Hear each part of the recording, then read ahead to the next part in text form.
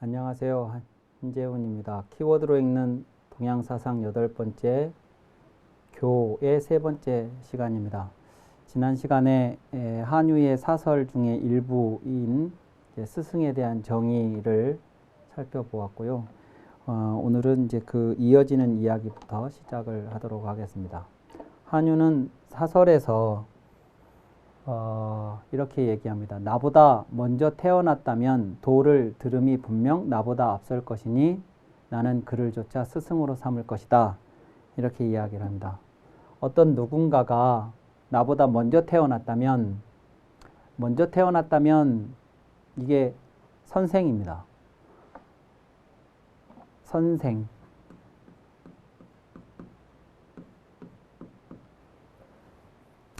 그러니까 생각해 보면 조금 재밌기도 하고 의아스럽기도 할 수 있습니다. 스승의 또 다른 이름을 선생이라고 불러왔다는 것이 말이죠. 그러니까 스승에 어울리려면, 스승이라는 그 내용에 어울리려면 선지거나 선각이거나 이런 게 더 어울릴 법도 싶습니다. 그런데 스승의 다른 표현이 이런 표현들이 아니고 선생이라고 표현을 한 거죠.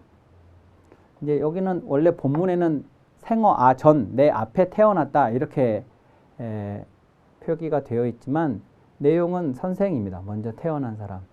먼저 태어났으면 도라는 건 앞에서 이제 스승이 도를 전해주는 분이고 학업을 제공하는 분이고 미혹을 풀어주는 분이다 라고 할 때 이제 그 전해주다의 목적어인 도에 해당하는 건데, 이 인간이 가야 할 길을 들음이 분명 나보다 앞설 거다.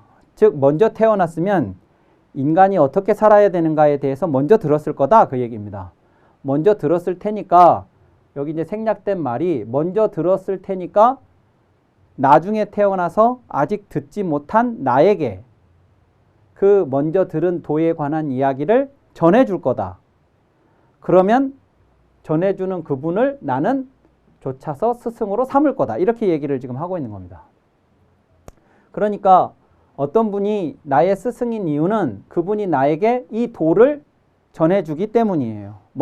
근데 그분이 나보다 먼저 태어났고, 그래서 먼저 들었고, 먼저 들었으니까 그 들은 얘기를 이제 나중에 태어난 사람에게 전해준다. 이런 구도인 건데, 그렇다면 여기서 먼저 태어났다면 분명 먼저 들었을 거다라고 할 때, 이 태어났다가 생인데, 이 생자에는 이제 먼저 태어나서 당연히 먼저 산다의 의미도 이제 있는 겁니다. 먼저 이 세상을 살고 있었다. 그런데 왜 이런 지자나 각자를 쓰지 않고 생이라고 썼겠냐? 그러면 이 도의 내용이 보통 사람들은 몰라도 상관없는 거고, 특별한 사람들만 깨달아서 아는 그런 것들이었으면 아마 이런 잘들을 썼을 거예요. 근데 그게 아니고 이 도는 이 세상을 살아가는 모든 사람들이 알아야 하는 길이에요. 아버지로서의 길, 자식으로서의 길, 뭐 형님으로서, 동생으로서, 남편으로서, 아내로서, 아랫사람으로서, 윗사람으로서의 길은 누구라도 다 알아야 하는 거죠. 그 누구라도 다 알아야 된다는 것은 이제 태어난 순서대로 알았어야 했을 거라는 겁니다. 그리고 그랬을 가능성이 높다는 거죠. 그러니까 생이라는 글자를 쓴 것은 이 도의 내용이 특별한 것이 아니라 이 세상에 태어난 모든 사람들에게 해당하는 것이라서 저 생자를 썼다는 것입니다. 그래서 나는 그분을 스승으로 삼을 거다 이랬습니다. 그래서 스승은 나에게 도를 전해주는 분이다, 이렇게 앞에서 했던 말과 연결되는 거죠. 근데 먼저 태어났다고 항상 먼저 들으라는 보장 혹은 그런 법은 없어서 한유는 또 얘기했습니다. 나보다 나중에 태어났더라도 도를 들음이 또한 나보다 앞설 수 있지요. 그러면 만약에 그렇다면 나는 그를 조차 스승으로 삼을 거다. 그러니까 나중에 태어났더라도 나보다 먼저 그 길을 알고 있다면, 그래서 나에게 그 길을 전해줄 수만 있다면 나는 그를 조차 스승으로 삼을 거라는 겁니다. 그러니까 결론적으로는 뭐냐면 나는 어떤 사람을 스승으로 삼는 게 아니고 도를 전해주는 그 사람을 스승으로 삼는 거예요. 그러니까 결국 도를 스승으로 삼는 거죠. 나이가 많냐 적냐는 사실 절대 조건이 아니에요. 먼저 태어났다면 그 가능성이, 내게 길을 전해줄 가능성이 높아서 하는 말일 뿐이지 반드시 먼저 태어났다고 나에게 그걸 전해줄 수 있는 것도 아니고 나중에 태어났다고 나보다 늦게 들으라는 법도 없고 중요한 건 먼저 들어서 나에게 전해주기만 한다면 그분을 나는 스승으로 삼을 거다. 그래서 모든 내용들을 다 생략하고 그 본질만 간추려 보면 나는 도를 스승으로 삼는 거다. 그러니 어찌 태어난 애가 나보다 먼저인지 나중인지를 아랑곳하겠는가. 이런 까닭에 지위에 귀천도 없고 나이에 많고 적음도 없다. 도가 있는 곳이 스승이 계신 곳이다. 이랬습니다. 도가 있는 곳이 스승이 계신 곳입니다. 이제 이 과정에서 지위 얘기를 했고요. 나이 이야기를 했습니다. 맹자라는 책에 보면 삼달존이라는 말이 나옵니다.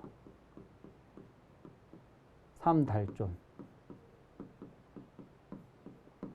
이제 세 가지의 존귀함입니다. 이것은 모두에게 해당하는, 그러니까 이 세상에 보편적으로 해당하는 세 가지 종류의 존귀함이 있다. 그래서 이제 우리는 그 중에 그 중에 해당하는 분을 우리는 이제 존중해야 해요.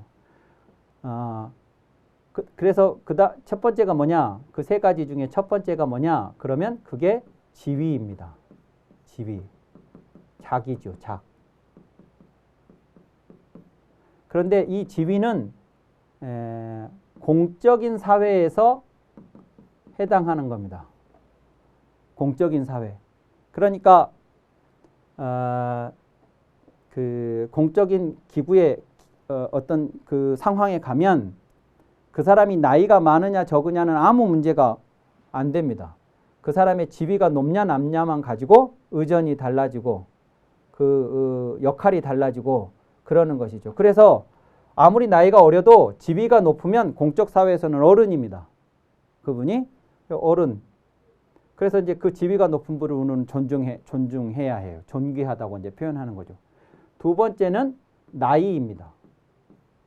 나이는 나이죠. 이것은 사적 사회에서 통용되는 기준입니다. 밖에 가서 그 사람의 지위가 어떠냐는 상관없어요. 우리 집에 와서 우리 집안에서 예를 들어 제사를 지낸다. 첫 잔은 형님이 올리는 겁니다. 둘째가 아무리 지위가 높아도 지위가 높다고 해서 둘째가 그 집에서 어른이 되는 게 아니에요. 사적인 사회에서는 나이가 존귀함의 기준입니다. 물론 이제 맹자는 향당이라고 그랬습니다. 향당. 이제 내 집이 있는 그 공동체 마을, 고을 이거죠. 이제 세 번째가 덕입니다. 덕. 그래서 이제 이 세상을 위해서는 덕보다 존귀한 것은 없다. 그 사람이 지위가 낮고 나이가 어려도 덕이 높으면 우리는 그분을 존중해야 된다. 이제 이런 취지의 이야기입니다. 이 세 가지인데 여기에 지위와 나이를 이야기를 한 거죠. 그러니까 누가 나의 스승일 수 있느냐 하는 문제는 지위나 나이하고는 아무 상관이 없다는 겁니다. 이 말을 하는 이유는 뭐냐면 사람들이 누구를 나의 스승으로 삼을까 말까를 결정할 때 그 사람이 나보다 신분이 높으냐 낮으냐, 나보다 나이가 많냐 적냐를 꼭 따지니까요. 내가 저런 애한테 어떻게 스승이라고 해? 뭐 이런 거 하니까. 그러니까 만약에 이런 걸 따져서 그분이 나에게 도를 전해줄 수 있는데 내가 스승 삼기를 꺼린다면 내가 가야 할 길 하나를 포기하는 셈이 되는데 그럼 바보 같은 짓을 해서야 되겠냐 하는 취지로 하는 말입니다. 8세기, 9세기. 지금도 여전히 우리는 이런 거 따집니다. 아무리 뭐 민주주의 사회가 어떻고 평등하고 뭐 이런 얘기 해도 여전히 우리는 그 사람의 사회적 신분과 그 다음에 그 사람의 나이를 따집니다. 그래서 그를 내가 어떻게 대해야 될지를 판가름하죠. 그리고 스승 그 사람한테 누군가한테서 이제 배운다는 것을 쉽게 결정을 못하는 경우도 있고 주저주저 하는 경우도 있고 그렇습니다. 그런데 지금도 그러할진데 8세기 9세기라면 이 두 가지가 지위와 나이가 얼마나 강하게 사회적으로 작동했겠습니까? 그런데 한유는 그걸 이렇게 얘기하는 겁니다. 이런 거를 따지지 말라.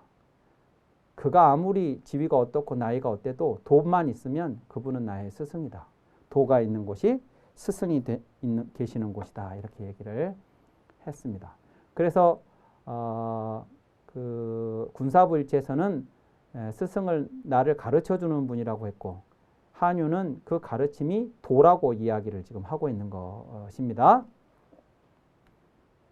자, 그러면 도라고 표현됐던 그 길, 그건 뭔가? 길은 뭐냐 하는 것입니다. 사실 동양에서는 이 길을 도라고 이제 계속 표현을 하는데 저 도라는 것이 아주 대표적으로 노자라는 책, 도덕경이라는 책에서 가장 먼저 이야기하는 게 도입니다. 도가도 비상도. 예. 그리고 심지어 이 노자의 사상을 도가사상이라고 그럽니다. 도가사상이라고 부르죠. 그만큼 이 도라는 글자는 노자, 도가사상의 핵심입니다. 공자는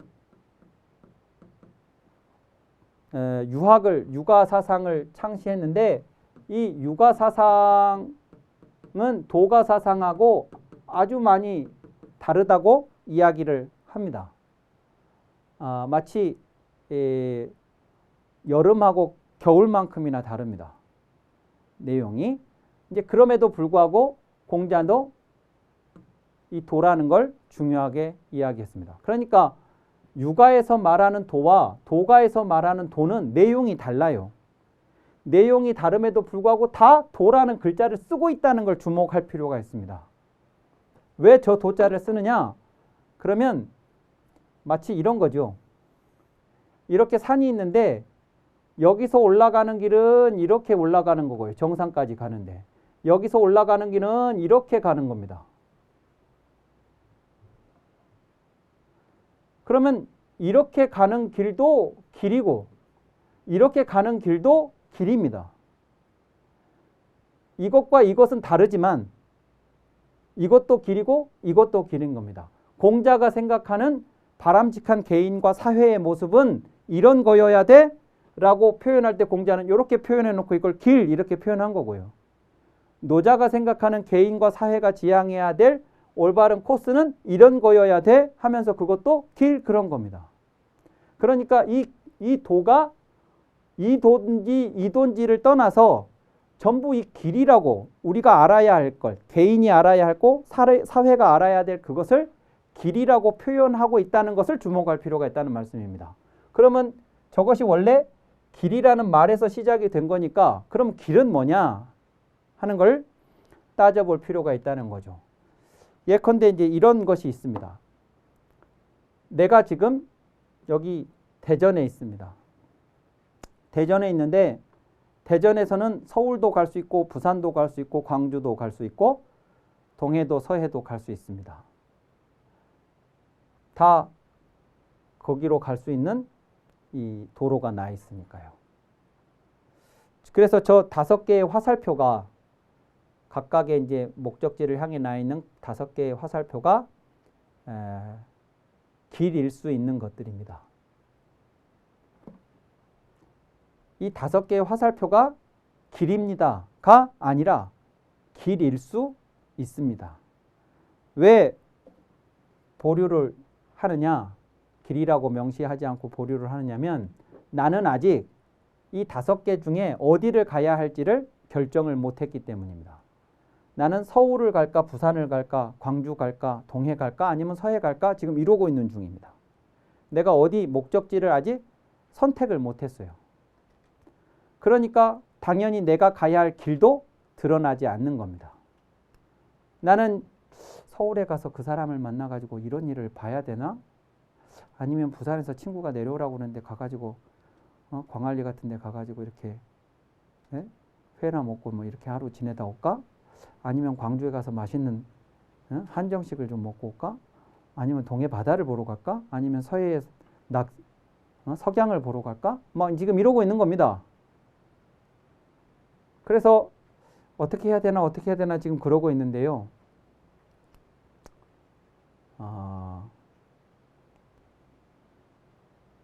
고민을 하다가 내가 그래도 서울을 가서 그 사람을 만나는 게 좋겠어. 그 사람하고 어떤 이러이러한 일을 진행을 하는 게 좋겠어 하고 서울을 갔습니다. 그러면 내 목적지가 정해지는 순간 이 5개의 화살표 중에 서울을 향해서 나 있는 것이 나의 길이 됩니다. 그리고 이것이 길로 등장하는 순간 동시에 나머지 것들은 길이 아니게 됩니다. 내가 서울을 가겠다고 해놓고 이쪽으로 가서는 안 되거든요. 가서는 안 되는 건 길이 아닙니다. 가야 하는 게 길이죠. 그래서 길은 오직 하나입니다. 길은 오직 하나라는 말은 어떤 하나의 진리만이 유일한 진리다라기보다 어쩌면 그것은 인간이 유한한 존재라서 이 5개의 길을 동시에 갈 수 없기 때문일 수도 있어요. 내가 만약에 서울도 가면서 동시에 부산에 가서 친구도 만나고 광주 가서 맛있는 음식도 먹고 동해에 가서 바다를 보고 서해에 가서 석양을 동시에 볼 수 있으면 내가 왜 선택을 하려고 고민을 하겠어요? 근데 나는 동일한 시간에 딱 한 군데밖에 못 가니까 우리는 매번 선택을 해야 되는 거죠. 선택을 서울을 했다고 해서 부산이 무의미해서 선택을 안 하는 게 아니에요. 부산에 가서 그 친구를 오랜만에 만나는 것도 나한테는 대단히 소중한 일이에요. 그게 중요하지 않아서가 아니라 지금 나한테 더 중요한 것이 그 친구를 만나는 것보다 서울에 이 사람을 만나는 게 더 중요하기 때문이지요. 즉 다시 말하면 여기에 더 큰 가치를 부여한 겁니다. 그래서 길을 내가 선택한다는 건 가치를 부여한다와 동의어인 거예요. 그런데 이 가치가 제대로 된 가치여야 되는 거죠. 그러니까 서울을 갔을 때 주어진 결과의 가치와 이걸 포기하고 여기를 선택했을 때 내게 주어진 결과의 가치를 내가 비교를 해봤을 때 내가 이 가치 판단을 정확하게 할 수 있다는 게 전제가 돼야 이 선택이 올바른 선택인 거죠. 그 가치들을 정확하게 비교해 보려면 나한테 뭐가 있어야 되냐면 가치를 따져볼 수 있는 안목이 있어야 되는 거예요. 가치관이.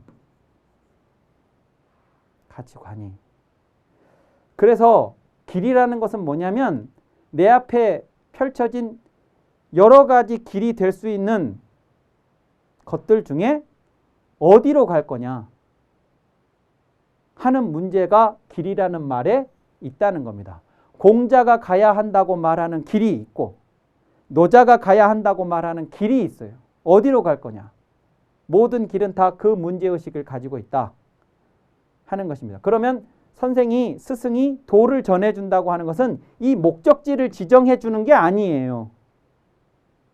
목적지를 지정해 주는 게 아니라 내가 선택을 하기 위해서 내 앞에 펼쳐진 것들을 따져볼 수 있는 이 가치관을 내가 세우는데 선생이 그 가치관을 세울 수 있는 무엇인가를 제공해 주는 걸 말하는 거죠. 길을 전해준다는 것. 몇십 년 전에 한반도 안에서만 우리의 삶이 이루어질 때 그보다 몇백 년 전에는 한반도는 고사하고 경상도에 태어난 사람은 경상도 안에서만 살다가 죽어요. 전라도에서 태어난 사람은 전라도에서만 살다가 죽고요. 그보다 더 이전에는 전라도 안에서도 그냥 구례에서만 남원에서만 광주에서만 살다가 죽고 경상도에서는 안동에서만 살다가 경주에서만 태어나서 경주에서 살다가 경주에서 죽는 사람도 허다했겠죠. 지금은 우리가 서울, 부산, 광주를 하루 생활권으로 두고 사니까 이런 고민을 하지만 우리들 이후의 세대에게는 이 서울이 아니라 여기가 모스크바가 되고 여기가 뭐가 되겠습니까? LA가 되고 여기는 호주가 되고 여기는 남아공이 되고 여기는 런던이 되고 이럴 거 아닙니까? 서울 가라고 우리가 목적지를 정해주면 되겠냐고요. 그게. 중요한 건 이것들을 놓고 네가 뭐가 더 중요한지를 판단할 때 그 판단할 수 있는 그 관점을 제공해 주는 게 중요한 거죠. 도를 전해준다는 건 목적지를 정하는 게 아니다 하는 것입니다. 길의 두 번째 성질은 뭐냐면 세상에 존재하는 모든 길은 다 저렇게 휘어져 있다, 굽어져 있다 하는 겁니다. 곡선이라는 겁니다. 길은 직선이 아니고 곡선입니다. 왜 길이 곡선이냐? 직선이면 거리가 짧아지고 거리가 짧아지면 목적지에 빨리 도달할 가능성이 높겠지요. 그런데 길이 직선이 아닙니다. 그것은 직선이면 거리가 짧아지고 빨리 도달할 수 있다는 걸 몰라서 그런 것이 아닙니다. 예컨대 여기에서 출발해서 여기를 가야 되는데 말이죠. 왜 이렇게 가냐? 그냥 여기서 이렇게 가버리면 이렇게 짧아진대. 그러면 이걸 이렇게 가려고 그러면 이렇게 갈 수 있는 사람은 대단히 소수입니다. 특별한 사람들만 이렇게 갈 수 있을 거예요. 근데 이렇게 나누니까 웬만하면 다 갈 수 있습니다. 그러니까 뭐냐면 직선으로 갔을 때는 목적지에 빨리 도달할 가능성은 있지만 문제는 영영 도달하지 못할 수도 있는 거죠. 위험한 거죠. 그러니까 그 위험한 길을 사람들이 회피하고 길이 돌아서 멀리 긴 거리를 걸어가야 하고 그래서 시간이 좀 늦어지더라도 안전하고 정확하게 가는 것이 더 중요한 거죠. 그걸 더 많은 사람들이 선택한 겁니다. 그래서 그것은 길이에요. 길이 되는 거예요. 그러니까 길이라는 것은 목적지에 빨리 도달하는 것을 중요하게 생각하지 않는다. 안전하고 정확하게 도달하는 것 그리고 많은 사람들이 함께 하는 것을 중요하게 생각한다. 그래서 길은 이렇게 굽어져 있다 하는 것입니다. 그러니까 그것을 통해서 우리는 뭘 알 수 있냐면 길은 어디로 갈 것이냐와 더불어 그 목적지를 어떻게 갈 것이냐에 대한 고민도 함께 담고 있다는 것입니다. 그래서 목적지가 어디에 설정이 되든 그 목적을 달성하는 과정이 많은 사람들이 동의할 수 있고 많은 사람들이 안전하다고 생각하고 많은 사람들이 정확하다고 생각하는 그 방식으로 내 목적은 달성되어야 한다는 겁니다. 남들이 동의하기 어려운, 남들이 그러면 안 된다고 하는 방식, 남들이 회피하는 방식 그런 것들이 내 목적의 수단이 되어서는 달성의 수단이 되어서는 안 되겠다. 예를 들면 내 삶의 목표는 돈을 많이 버는 거다. 부자가 되는 거다. 이걸 누가 지탄할 수 있겠습니까? 돈 많이 벌고 부자 되는 거 중요해요. 좋죠. 문제는 어떻게 많이 벌 거냐가 중요한 거죠. 어떻게 부자가 되느냐가 중요한 거죠. 그 어떻게가 중요하다고요. 남들이 도저히 동의할 수 없는 방식을 사용해가지고 그냥 빨리 부자가 되는 거. 그게 중요한 게 아니잖아요. 그러면 존경을 못 받는 거죠. 부자가 되어도. 이제 그런 거다. 그래서 도를 전해준다는 게 인간이 살아가면서 어디에 삶의 목표를 설정할 것인가와 그 목표를 어떤 방식으로 달성할 것인가 하는 문제가 대단히 중요한데 스승은 그것을 전해주는 분이다. 이렇게 말씀을 드릴 수 있겠습니다. 그래서 공자가 이런 말씀을 하셨죠. 아침에 도를 들으면 저녁에 죽어도 괜찮다. 아침에 도를 들으면 저녁에 죽어도 진짜 괜찮을까요? 그러면 저녁에 들으면 그 다음날 아침에 그냥 죽어도 괜찮을까요? 이게 무슨 말일까요? 진짜 괜찮아서 괜찮다고 공자가 하신 걸까요? 아니면 안 괜찮은데 괜찮다고 그냥 얘기를 하시는 걸까요? 이런 것은 늘 제가 이번 강의를 하면서 계속 말씀을 드립니다만 이런 고전의 구절은 해석을 잘해야 됩니다. 이 말은 그냥 이 말만 가지고 읽을 일이 아니고 이제 숨겨진 말을 찾아봐야 되는데요. 그게 뭐냐면 이게 조건이 도를 들으면이잖아요. 그러면 이게 괜찮다는 거예요. 그러니까 우리는 뭘 질문할 수 있냐면 도를 듣지 못했다면이 되는 겁니다. 그러면 무슨 말이 나오겠냐? 100년을 살아도 괜찮지 않다 합니다. 그러니까 도를 들으면 몇 시간 살다 죽어도 괜찮은데 이 말은 그걸 듣지 못하면 100년을 살아도 괜찮지 않다. 당연히 이렇게 얘기가 나오는 거죠. 그러니까 정리하자면 도를 듣고 듣지 못하고의 차이가 내가 들었으면 몇 시간의 삶을 살아도 괜찮은데 이건 몇십 년을 살아도 괜찮지 않다면 이 몇 시간을 이 몇십 년보다 더 값지게 만들어준 게 도다. 이렇게 되는 거잖아요. 인간이 어떻게 살아가야 되는지, 어디를 향해서 살아갈 것인지, 뭘 하면서 살아갈 것인지를 알고 살아가는 그 몇 시간이 그냥 내가 숨 쉬어지니까 사는 그 몇십 년의 시간보다 더 가치 있다는 말을 하는 겁니다. 반드시 이걸 해야 된다는 얘기를 이렇게 강조를 하는 거예요. 죽음이라는 말은 진짜 뭐 죽어도 괜찮다 이 얘기가 아니고 얼마나 내가 도를 들어야 할 필요성이 있느냐 그러면 그 몇 시간이 다른 몇십 년보다도 더 가치 있게 만들어준다. 이 도를 전해주는 분이 스승이라고 해요. 그러니까 그 스승의 은혜라고 하는 것은 몇 시간을 몇십 년보다도 더 값지게 만드는 그 도를 전해주는 스승이라는 것은 내게 생명을 준 아버지만큼이나 나를 이렇게 생활할 수 있게 해준 임금의 은혜만큼이나 똑같이 소중하다라고 말하는 것이 군사부일체다. 이렇게 말씀을 드릴 수가 있겠습니다. 나머지 이야기는 다음 시간에 이어서 말씀드리도록 하겠습니다. 감사합니다.